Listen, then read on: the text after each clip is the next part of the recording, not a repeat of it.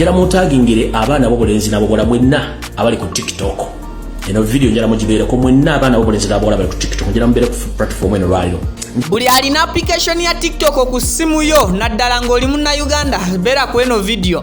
Bampita Vicky Fred Kajubirumbuye gwendeese olunaku olwaleero. Ensonga z'okubika, ensonga za Buganda, ensonga za Ankole, tribalism bibino nkwaniriza ku mukutu Vicky exclusive. Era nga simulala kuweereza Bampita Vicky. Thank you so much for subscribing video. Nkusabe jimpeleke like mukwano gwange heweri nkola yaffe. Bwatana bakuberanga otwengako mbutongole. Nawe nkusabye subscribing abomala kwata mukade kajje mu kigambo personalize kateke mu kigambo or mzungu wagambira nti please turn on that notification bell. Hajati kalodo mulombi wa dua erigwa ine ebizibu ebikusoomooza wandibadde omweyuna ng'omukubirako ku namba esimu eyo gy'olaba eri mu kitabo ekiri mu Ukraine esembyayo 067 osobola mukubirako sina kindi okumu whatsappingako business ziyuga amaka gatawaanya gwe bakubira butuuze mu nsi ndala passports oba visa n'ensonga ez'enjawulo ajja kubeera nga akulombereddwa ekyo akimalanga. Kale katugende butereevu mu katambi ka Fred Kajubirumbuye teacher nga tubuulira buli alina TikTok owenyweze tribalism kuno kwebika simanya Kapeesa ate ono Marcy ate ono Buganda Bobi Wine bibino byewulirireko nja kubeera ate nkoma mu updates eziddako. Video tewerabira jwa ka like okusubscribinga n'okusharinga. Njala mutagingire omwana gwe bayita Marcy abeera ku TikTok okwo njagala musomesa mu lesson to that tutegere bulungi nnyo. Marcy ayogedde ebigambo bingi nebigenda muleetera obuzibu. Agambye nti bamuwe Muganda era yejjusa lwaki bamuzala mu Muganda era agenda kutta nnyina ate simanyi baakole ki. N'agamba nti era Kyagulanyi mumba tusime biki era n'agamba nti ayogedde ebigambo bingi nnyo ku Kyagulanyi Robert Center. Njala kubuuza mukyala Marcy,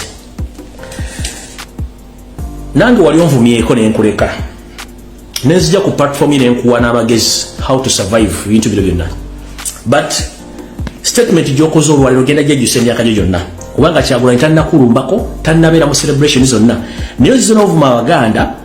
Naye njala kugamba teri Muganda mukazi azaala muwala mu ssiru. Kinoonyerezeeko. We don't produce dense kids.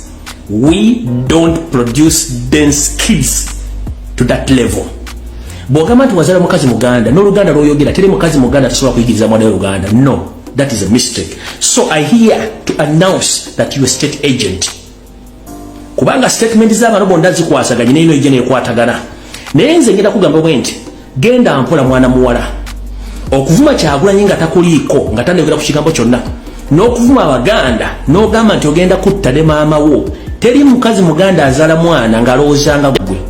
By the way, njala kugamba ekigambo kimu kubikola by'okola ku social media. I'm not surprised kubanga wali okuteeka akasenya toilet n'okasenyesa mannyo in the first place. Ekyokubiri bw'okoze statement eno Bobi Wine, it is a mistake kuba tannakola kintu kyonna n'ovuma Abaganda, which is okay bavume, but you'll face it laugh very soon. Naye ngenda kugamba ekigambo kimu, teri mukazi Oluganda lw'oyogera teri mukazi azaala mwana n'amuzaala nga muki n'atamuyigiza lulimi. It is impossible, tekisoboka. Kati gwe olulimi lw'oyogera you are just camouflaging nti abakuzaala baki Baganda. No, mama si Muganda kubanga tokyogera nga kokyogedde lwaliro kuba teri mukazi Muganda asomesa mwana w'Oluganda taliyo.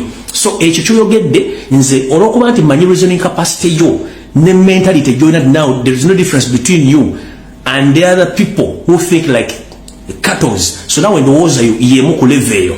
Naye ngenda kulabula omulundi ogusembayo wegendereze nnyo bakutenda okudduka toyina woyita toyita wosula.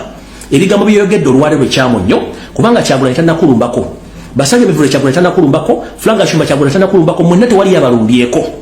Mukozesa olulimi Oluganda okuvuma Abaganda. Kati ngenda kugamba buli agala okuvuma Omuganda yenna akozesa olulimi lwo oluzaalirwana. Kati ekyo nga nkimaze era muwala gwe ngenda kugamba ekigambo kimu ku bigambo by'oyogedde wano n'ovuma Abaganda mbusimayi baogedde bingi ku social media. Njala kugamba tuyina ebigambo bino wammanga. Tugamba kyosiga kyokungula. Toyinza kusiga ssere ate n'okungula amatooke. Kati wano bagambye ngenda basomesa mu kigula ndyoke nkiggalewo. njala kutegeeza mwenna bana Uganda, including General Kaindo Tafire and the other so-called people who have been on social media abusing around Baganda, abusing Robert Kyagulanyi Ssentamu. Remove Robert Kyagulanyi Ssentamu in this commotion. Remove His Majesty Kabaka of Uganda in this commotion. Remove Baganda in this nonsense commotion of abusing. It is a mistake. You can't abuse people who invited you and settled you in Uganda. Banyarwanda people, you were chased away from all of them from Rwanda. Even Ankole chased you away. Banyoro chased you away. But all chased and you settled in Uganda. But right now you are abusing, killing Baganda on social media and everywhere. But we are quiet. Don't think that we're stupid. We're not stupid. Don't create what you can't manage. We know how Museveni do his things of divide and rule, but we are very careful. The reason as to why people are celebrating the death of Tumwine, he's among the people who hate Baganda because he's not a true Ugandan. And he was the first person who was buried at his graveyard.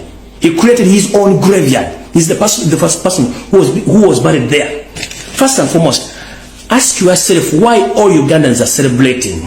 And this is to inform all the public that the people who celebrated more, those that are serving UPDF officers across the world and across the country, they celebrated more than any individual. And this is to inform you, Luganda speaking people, they are not Baganda only, no. Luganda as a language, ruogerwa abantu abasuka mu million ya 40 mu Uganda n'okweta olensi. So, bwembaga buvunana abantu kwogera Luganda bana mbayita Abaganda, that is a mistake, no. And people, they are supposed to celebrate because they know what the late Tumwine did to them.